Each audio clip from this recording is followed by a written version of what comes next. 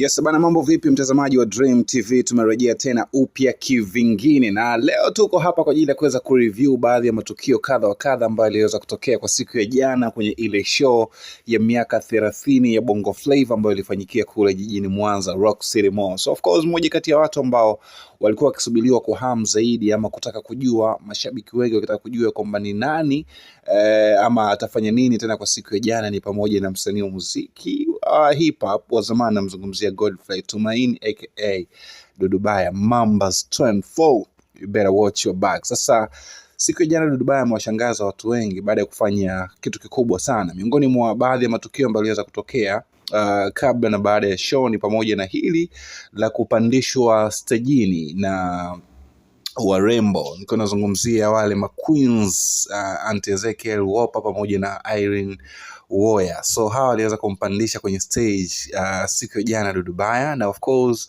baada ya kuwa ametaja jina lake tu, Dudu aliweza kupanda kwenye stage ya miaka 30 ya Bongo Flava jijini Mwanza, na baada ya kuwa amepanda kwenye hiyo stage alifanya balaa, na hakufanya mambo mengi sana ambayo angeweza kuwachosha watu. Of course miongoni mwa vitu ambavyo walivifanya ni pamoja na kuperform ngoma moja. Hii inaitwa Mpenzi, moja kati ya hizo songs zake ambazo zinaishi miaka yote. Nje na hicho ambacho Dudu aliweza kukifanya kwa siku ya jana kwenye performance, miongoni mwa vitu ambavyo nilivinukuu ni pamoja na vibe ambalo alikuwepo nalo baadhi ya mashabiki ambao waliweza kujitokeza kwenye show ya miaka 30 ya Bongo Flava kwa siku ya jana. Lakini nje na hapo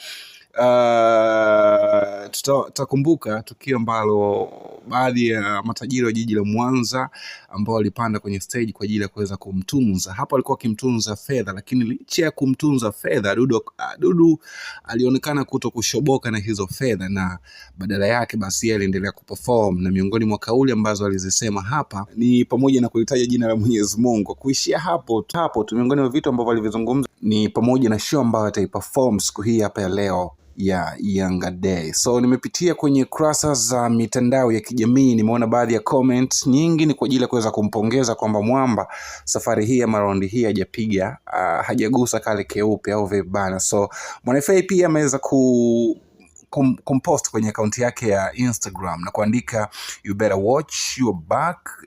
Cheupe mtu wa maana sana mtu wa maana kabisa, asante sana Mwanza. So appreciate pia kile ambacho Dudu aliweza kukifanya kwa siku ya jana pale Mwanza. Nimeona pia Babu Tale, kuna baadhi ya video ambazo zinaendelea kwenye mitandao ya kijamii zikimuonyesha akimsifia Dudu kwa kile ambacho alikifanya. Licha ya kuperform ngoma moja, lakini alifanya kitu kikubwa sana cha kuperform akiwa ametulia bila yale mawenge ambayo tuliyaona pale Mlimani City. Hii ni Dream TV. Nini maoni yako kuhusiana na show ya jana ya miaka 30 ya Bongo Flava, lakini pia kwa ujumla Dudu alifanya kipi kwa upande wako? Dondosha komenti zako hapo chini. Hii ni Dream TV, usisahau kusubscribe, kulike na kushare taarifa zetu.